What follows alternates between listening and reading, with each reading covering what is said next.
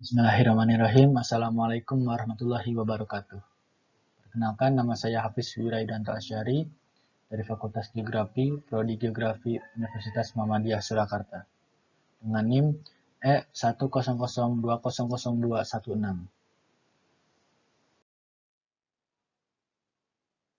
Pada kesempatan ini saya akan menjelaskan tentang kondisi geologi yang ada pada tempat tinggal saya, yaitu di Bogor, Jawa Barat. Saya akan menjelaskan 4 poin di kondisi geologi di tempat tinggal saya, yaitu yang pertama bentuk arsitektur, yang kedua struktur geologi, yang ketiga proses geologi, yang keempat material penyusun kerak bumi. Sebelumnya saya akan menampilkan peta geologi, namun peta geologi ini masih sangat luas, yaitu peta geologi Jawa Barat. Saya akan membahas daerah Bogornya saja yang akan saya bahas. Bentuk arsitektur. Bentuk arsitektur yang ada di bumi sangatlah beragam. Yang pertama adalah gunung yang merupakan daerah paling tinggi. Yang kedua adalah lembah yang merupakan cekungan yang terjadi akibat patahan. Yang ketiga adalah dataran tinggi. Yang keempat adalah sungai. Yang kelima adalah perbukitan yang merupakan gugusan bukit yang sangat panjang dan sangat banyak. Yang keenam adalah danau yang merupakan cekungan yang diisi oleh air asin atau air tawar yang dikelilingi oleh daratan. Yang ketujuh adalah dataran rendah yang merupakan dataran yang paling dekat dengan permukaan air laut. Bentuk arsitektur pada daerah Kabupaten Bogor hanya mencakup daerah dataran tinggi, sungai, danau, perbukitan, dan dataran rendah. Dataran tinggi yang ada di wilayah Bogor yaitu daerah Puncak. Selanjutnya, sungai. Sungai yang ada di wilayah Bogor sangatlah banyak. Namun, ada satu sungai yang paling panjang, yaitu Sungai Ciliwung. Sungai ini mengalir dari Cisarua sampai ke Jakarta. Sementara, danau yang ada di wilayah Bogor, yaitu salah satunya adalah Danau Eco Park Cibinong, yang berada pada pusat penelitian Lembaga Ilmu Pengetahuan Indonesia, atau LIPI. Yang kelima adalah perbukitan. Perbukitan yang ada di wilayah Bogor yang paling terkenal adalah Bukit Hambalang, di mana banyak terdapat pusat pendidikan, khususnya pendidikan kedinasan. Yang terakhir yaitu dataran rendah. Dataran rendah Bogor sangat banyak. Dataran rendah yang paling terkenal adalah kawasan daerah Gunung Putri. Nah, selanjutnya adalah struktur geologi. Struktur geologi Kota Bogor terdiri dari aliran andesit, kipas aluvial, endapan, tufa, dan lanau breksi tufan dan capili. Secara umum, Kota Bogor ditutupi oleh batuan vulkanik yang berasal dari endapan atau batuan sedimen dua gunung berapi, yaitu Gunung Salak dan Gunung Pangrango. Berdasarkan data pengamatan di lapangan, daerah Bogor mempunyai struktur geologi yang kompleks. Pada daerah Bogor terdapat beberapa lipatan atau fault dan sesar atau fault. Keberadaan lipatan maupun sesar didukung oleh data penunjang, seperti jurus perlapisan batuan, longsor, pergelakan litologi, drag fault, kekar, dan cermin sesar, serta peta DEM atau Digital Elevation Model. Juga digunakan untuk mendukung penentuan struktur geologi berdasarkan analisis kelurusan. Struktur geologi yang berkembang di daerah penelitian yaitu berupa Sinclin Cibadak, Anticlin Sukamakmur, Sinclin Sukamakmur, Anticlin Sukajaya, Sinclin Pabuaran, Anticlin Tajur, Sesar mendatar dekstral Cibadak, Sesar mendatar sinitral Sukamakmur, dan Sesar normal Cilengsi. Berdasarkan genetikanya, geomorfologi daerah Bogor dibagi menjadi 4 satuan geomorfologi, yaitu Satuan Geomorfologi Perbukitan Lipat Patahan, Satuan Geomorfologi Perbukitan Bukit Intrusi, Satuan Geomorfologi Perbukitan Gunung Api, dan Satuan Geomorfologi Dataran Aluvial. Pola aliran sungai yang terdapat di daerah Bogor yaitu pola aliran dendritik. Tahapan erosi dan genre geomorfik di daerah Bogor berada pada tahapan muda dan dewasa. Struktur geologi yang berkembang di daerah Bogor berumur Neopliocene berupa lipatan antiklin dan lipatan sinclin. Sesar mendatar berarah barat laut tenggara dengan gaya tegasan utama-utara selatan. Secara regional, kondisi geologi lokal, gerakan tanah merupakan bagian dari peta geologi lembar Louis Damar, Jawa atau Sujatmiko dan Sentosa 1992 dan peta geologi lembar Bogor, Jawa. Pada peta geologi lembar Louis Damar, secara regional, gerakan tanah terjadi pada batuan Gunung Endut yang tersusun oleh breksi gunung api, lava, dan tuf.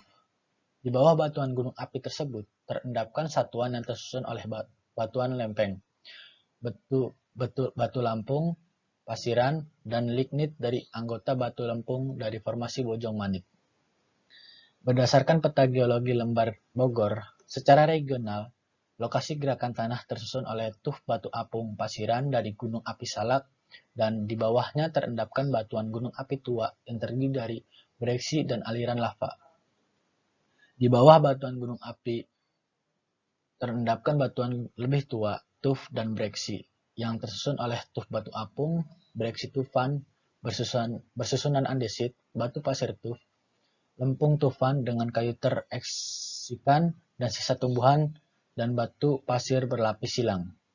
Batuan lebih tua lagi di bawah tuf dan breksi adalah batu pasir, tuf, batu apung, napal dengan moluska, batu gamping, batu lempung dengan lempung bitumen dan sisipan lignit, dan sisa damar dari formasi Bojong Manik.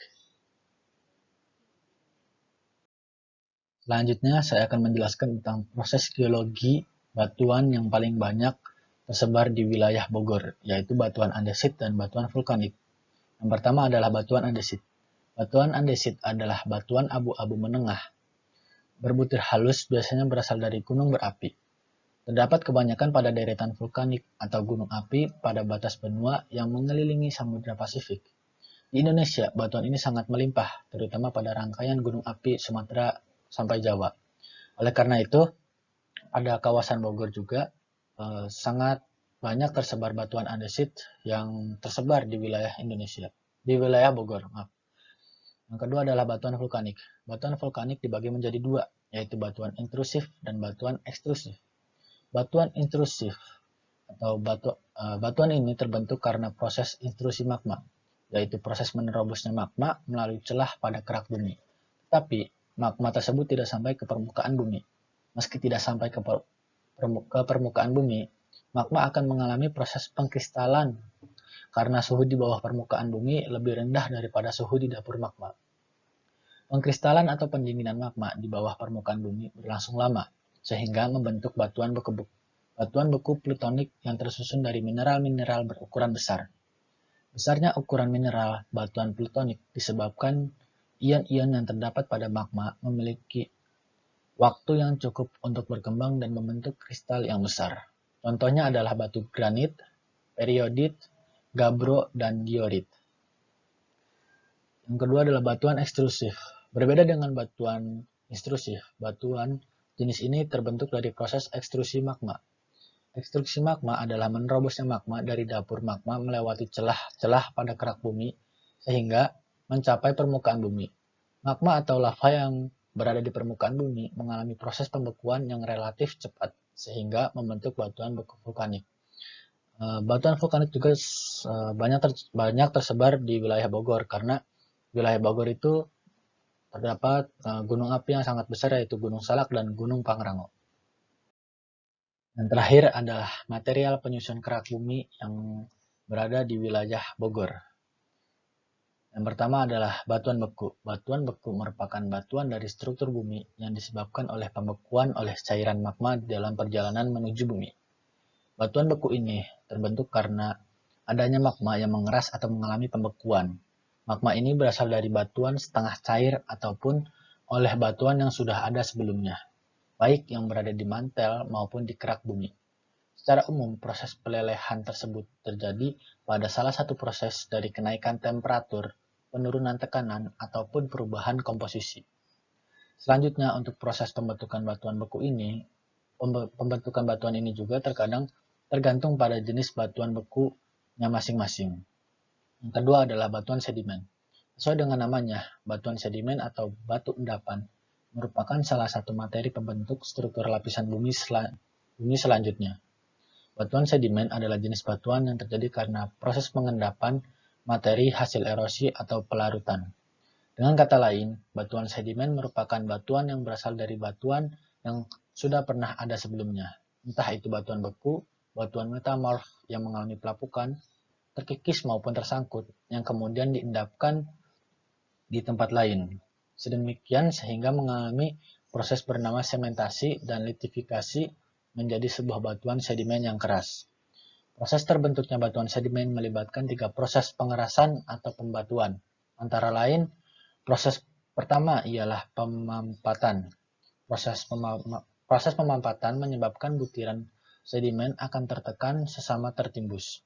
Proses kedua ialah penyimenan.